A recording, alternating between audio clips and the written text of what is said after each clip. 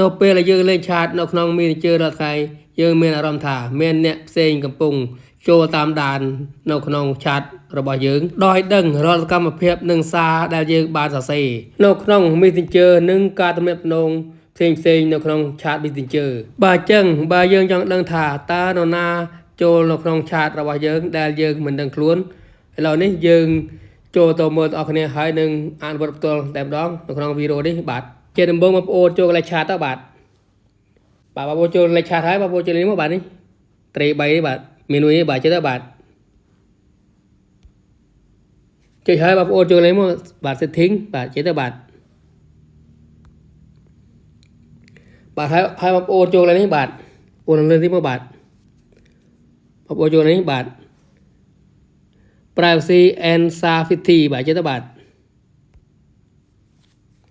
ហើយបងប្អូនអូលើមកបាទអូនទីមកបាទនេះបាទបងប្អូនចូលនេះបាទនេះថា end to end encrypted chat បាទហើយបងប្អូនជួយទៅបាទហើយបងប្អូនចុចកន្លែងនេះមកបាទចេះទៅបាទ security alert បាទនេះបាទចេះទៅបាទហើយបងប្អូនចូលកន្លែងនេះមកបាទនេះបាទ review login នេះបាទចេះទៅបាទចុចមើលបាទយើងឃើញ